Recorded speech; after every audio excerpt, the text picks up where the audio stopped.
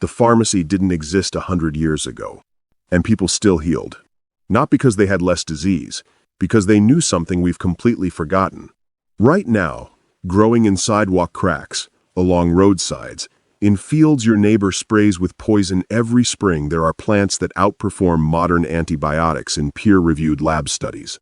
7 of them, and every single one is probably within walking distance of where you're standing right now. Here's what nobody tells you about antibiotics. They work until they don't. The World Health Organization has called antibiotic resistance one of the greatest threats to human health on the planet. Bacteria are adapting faster than pharmaceutical companies can create new drugs. And the drugs themselves? They wipe out your gut microbiome, the very system your body needs to fight infection in the first place. But this isn't about being anti-medicine. This is about what was already here before the medicine.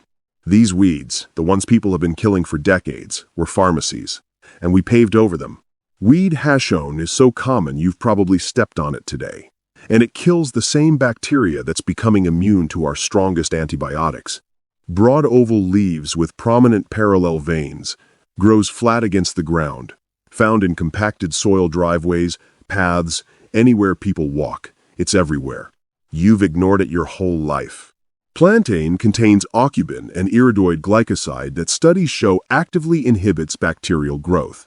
It also carries allantoin, which accelerates cell regeneration. And it's a powerful anti-inflammatory, meaning it addresses both the infection and the damage the infection leaves behind.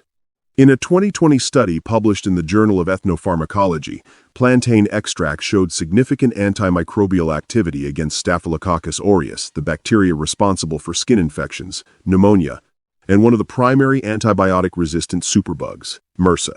Chew a leaf and apply it directly to insect stings or infected cuts. Brew the leaves into a strong tea for respiratory infections and sore throats. It draws, it pulls. Old healers called it the heal-all of the field, and it grows between the cracks in your driveway. But plantain is just the beginning. Weed hash 2 was used by soldiers in World War I when medicine ran out and it stopped gangrene. Feathery, fern-like leaves, clusters of tiny white or pale pink flowers. Grows in open fields, roadsides, disturbed soil. Distinctive smell when you crush the leaves, sharp, almost medicinal.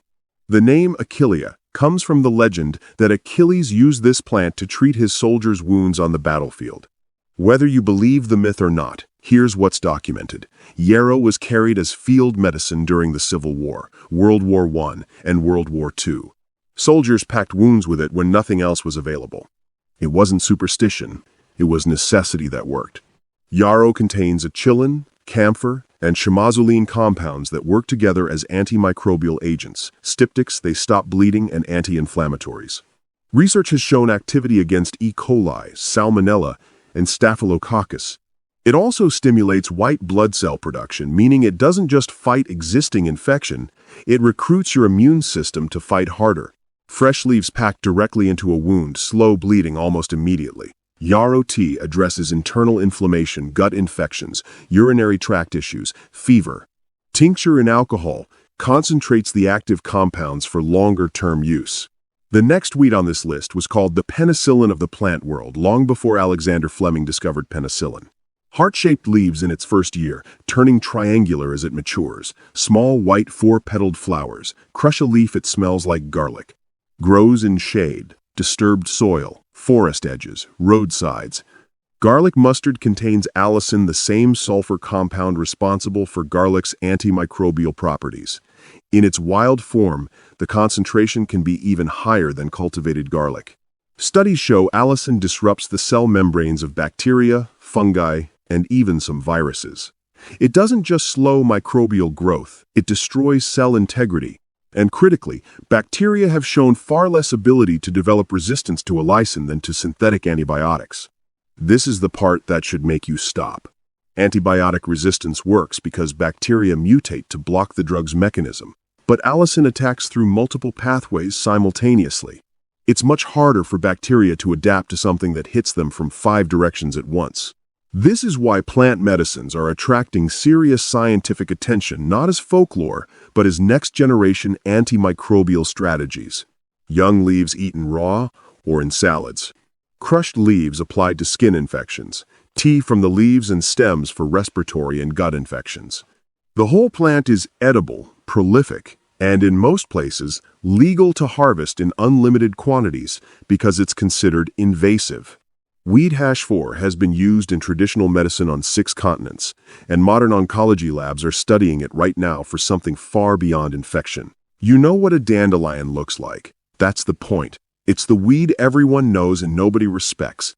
Dandelion contains taraxacin, taraxacerin, and inulin compounds that support liver detoxification, act as prebiotics for gut bacteria, and demonstrate antimicrobial properties against a range of pathogens. The root is particularly active against candida fungal overgrowth that synthetic antibiotics often make worse by wiping out the bacteria that normally keep fungal populations in check. Here's the bitter irony. Antibiotics cause candida. Dandelion root addresses candida. The weed in your yard is the antidote to a side effect of the drug that replaced it. Labs are currently studying dandelion extract for its effect on cancer cell lines. Early research shows it induces apoptosis-programmed cell death in certain cancer cells without affecting healthy cells. This is preliminary, but it's being taken seriously. Every part is usable. Leaves in salads or tea. Roasted root is a coffee substitute that actually supports liver function instead of straining it. Tincture from the root for stronger therapeutic use. Dandelion tea daily supports both digestive health and immune function. Weed 5 was prescribed by Hippocrates, the father of modern medicine, and it grows in every damp, disturbed patch of ground on earth. Thin stems, tiny oval leaves, star-shaped white flowers, so small most people never notice them, grows low, sprawling, in cool, moist conditions. Often the first green thing to appear in spring. Often the last thing still green in late autumn. Chickweed is rich in saponins, compounds that disrupt microbial cell membranes, along with flavonoids and coumarins that act as anti-inflammatory and antimicrobial agents. It has particular affinity for skin and respiratory tissue, meaning it's most active in the places where infections most commonly enter the body. Applied as a poultice, chickweed is one of the most effective anti-itch, anti-inflammatory treatments for skin infections, eczema, psoriasis, and infected wounds. It pulls. It cools. It reduces swelling faster than many over-the-counter treatments. Chickweed tea supports respiratory infections and is a traditional remedy for bronchitis. The plant is entirely edible, mild in flavor, high in iron, calcium, and vitamins, making it one of the rare weeds that functions as both food and medicine simultaneously. Weed 6 was found in the tomb of an Egyptian pharaoh. It has been used continuously as medicine for over 3,500 years, and it's almost certainly growing near you right now. Large compound leaves with 5 to 7 leaflets. Flat-topped clusters of tiny cream-white flowers in early summer, followed by deep purple-black berries in late summer. Grows prolifically in hedgerows, roadsides, forest margins, and disturbed land. Most people drive past it daily. Elderberry contains anthocyanins, the same pigments that give the berries their dark color, along with flavonoids including quercetin. These compounds bind to the protein spikes on viruses, physically blocking them from attaching to and entering human cells. This isn't metaphor. This is documented mechanism. A 2016 randomized trial found that travelers who took elderberry extract had significantly shorter and less severe cold and flu episodes than those who didn't. The duration of illness was reduced by almost half. Elderberry also shows direct antibacterial activity against Streptococcus and Branamella bacteria responsible for strep throat and respiratory infections. The flowers have additional antimicrobial and anti-inflammatory properties specific to the upper respiratory tract. Elderberry syrup, made from the ripe berries, is one of the most effective preventive and acute care preparations available. The flowers, dried, make a tea that directly targets sinus infections and upper respiratory inflammation. Important note: raw berries contain sambunagrin, which can cause nausea. Always cook the berries first. The last weed on this list might be the most aggressive antimicrobial of all 7. It's been used to treat tuberculosis, and you've probably tried to kill it. Holly-like leaves, small yellow flowers, clusters of tart blue-purple berries. grows in disturbed woodland, roadsides, hedges, often planted as an ornamental, then spread and treated as a weed, thorned and persistent. Barberry is one of the richest sources of berberine, an alkaloid that has generated more clinical research in the last decade than almost any other plant compound. Berberine has been shown to inhibit the growth of Staphylococcus aureus, E. coli, Streptococcus, and Mycobacterium tuberculosis, the bacterium responsible for TB in multiple studies. It disrupts bacterial DNA replication. It interferes with the ability of bacteria to form biofilms, the protective coating that makes certain bacteria nearly impossible to treat with conventional antibiotics. Berberine also regulates blood sugar as effectively as metformin in some studies, reduces LDL cholesterol, and supports gut microbiome diversity. This is a compound that a weed produces naturally, that a pharmaceutical company would spend decades synthesizing. The root bark contains the highest berberine concentration. Dried root bark tea, or tincture prepared in alcohol, is the most effective form. Berberine is also now available as a supplement, but the whole plant contains synergistic compounds that a single extracted molecule does not. Which brings us to the question you should be asking.